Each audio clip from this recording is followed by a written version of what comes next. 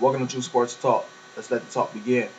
Alright, so in this video, I'm going to talk some football because I haven't really talked football since the schedule was released. So, let me get to it. Alright? I'm not talking draft talk though, and I'm going to tell you why I'm not talking draft talk. I'll talk post draft. I'll talk about what teams did during the draft and was it a good pickup or a bad pickup? How did they do in the draft? Did they do good or not so good? That's what I'm gonna talk about in the draft. I don't do pre-draft talk because I can't. The reason why I can't, you can read all the mail carpet boards and draft boards, mock drafts you want to read, and all these projections. You can read all that, but no one really knows what GMs are thinking. Like, there's every year you watch a draft, the team is up, the player that they need is on the board, and they go completely left field and get somebody else. So I'm not talking pre-draft talk. I'll talk post-draft talk. The talk I'm gonna talk about is receiver and tight end talk. That's what I'm about to talk about right now.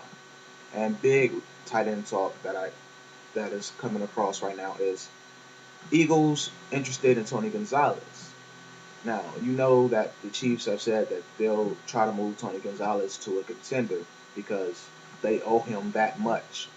So sending him to the Eagles, it looks like a really strong play because Eagles have a quarterback, Donovan McNabb. They have the defense, even though they lost Brian Dawkins, they do have defense. So Tony Gonzalez getting a quarterback and a team that always seems to make a run in the playoffs is a really good move, especially for the Eagles' point of view, because now Donovan McNabb has another threat to pass to. That's always been pretty much the downfall of the Eagles. They always never really have a passing threat.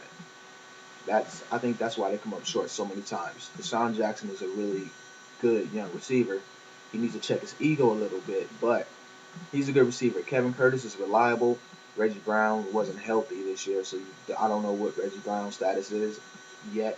So Tony Gonzalez is a really good pickup. LJ Smith is a good tight end, but he's not Tony Gonzalez. So Tony Gonzalez going to Philadelphia Eagles is pretty good from like an Eagle fan standpoint. But I'm a Cowboy fan, so I don't want to see it happen. Next, I'm gonna talk about Ocho Cinco and Cincinnati Bengals. You pretty much heard by now that him and TJ Houshmandzadeh had a conversation, and TJ Houshmandzadeh said that Ocho ended up crying in that conversation with the pain he's feeling for being stuck in Cincinnati. Now, this is how I feel. If you have a player who is unhappy, not producing, why are you keeping him on your roster? Last year, Ocho Cinco had the worst year of his career. And even if you looked at it, you could tell he didn't want to be there. He didn't run any routes with passion. He didn't trash talk not once. You didn't hear anything coming from Chad Johnson's mouth. So, why are they keeping this guy here? Especially when he has trade value. He's Ocho Cinco, so he has trade value. They could get rid of him and get somebody else, and they could probably improve their locker room chemistry if they get rid of Chad Johnson. I understand his quarterback was out most of the year. That's why his numbers were down. But still, he did not play with heart. He did not play with passion because he doesn't want to be in Cincinnati.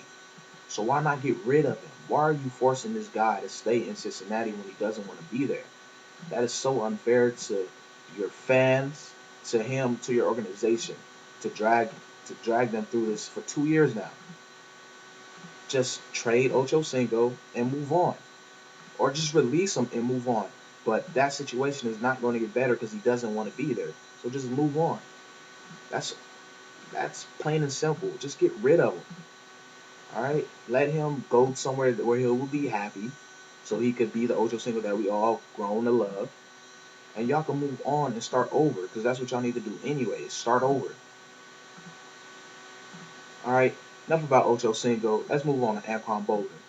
So you all know that the Cardinals are listening to offers. They say they're not seeking a trade, but they're willing to listen to offers. And they're looking for a first and third round draft pick, kind of like what the Dallas Cowboys gave Detroit for Will Williams. So there's been a lot of teams thrown in this conversation, and these are some of the big ones and some of the ones that I think will be smart for him, for Anquan Boldin to go to, and smart for the teams to pick him up.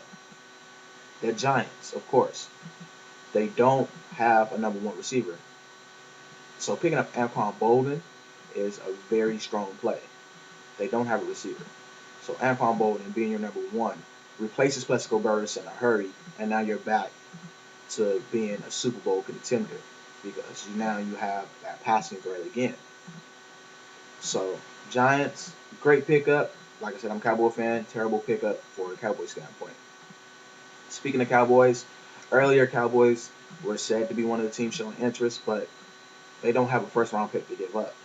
So I don't know what pieces they'll give away if they were to make a play for Anquan Boldin.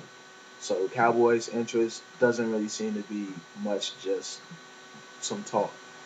Um, the Ravens. The Ravens, that is a good pickup for the Ravens to have. They have Derek Mason and they have a very young quarterback in Joe Flacco who showed that he will be a really good quarterback in the NFL. Now adding Anquan Boldin to that lineup now makes the passing threat even that much more terrifying because he'll have Todd Heap, who still is one of the best tight ends in the NFL. Once he's healthy, he's amazing. Um, then you have Derek Mason. Derek Mason had a breakout year last year. Not too many people talk about Derek Mason. He's been in the league forever, and he was the only receiver that Joe Flacco was willing to throw to. So Derek Mason. Then you have Mark Clayton, who's a good receiver, and then you add Anquan Boldin to that core, and that makes that passing game a great passing game. And then that gives Willis McGahee and Laron McClain some room to run. But the only problem is, what I've been reading, Willis McGahee will probably be the trade bait to get Anquan Boldin, so they'll be losing that running back. So don't know about that. Next, Eagles are another team showing interest. They have a first round pick, but if they give it up, then they won't be able to pick. And they won't have a pick until like the third round, I believe, maybe even the fourth round. So I don't think the Eagles will make that play just because that's a lot of picks to give up. They'll be missing out on a lot in the drive to pick up Anquan Boldin, which they do need a receiver. Like I said, they have Kevin Curtis, Deshaun Jackson, but they don't have that solidified number one. Kevin Curtis, they're trying to make a number one, but I think he's more better as a possession receiver. And then you have the Jets, who are always in wide receiver talk because they need a wide receiver. They also need a quarterback, so I don't know about that situation. You have Jaguars were there, but I think the Jaguars are disappearing because they now have Torrey Holt. But Tennessee Titans, I think Tennessee Titans will probably be the best fit for Anquan Boldin because he'll be, of course, he's the go-to guy, hands down, and then he has a great ground game to help him out with Chris Johnson and Lindell White. Quarterback situation is still shaking to me because I don't think Kerry Collins could keep up what he did last year, but Tennessee Titans looks like a good pickup. So that's some football talk for you. Really quick, I'm gonna get back to this NBA 2K9, try to even the series up with the Hawks. Whew. Go to TrueSportsTalk.com or follow me on Twitter, twitter.com/TrueSportsTalk. And like I said in my last video, I want to thank you guys. Now I'm at 31 states in 7 different countries, and a little over a month. I'm excited. It's gonna be one great ride. I'm glad y'all helped me take it.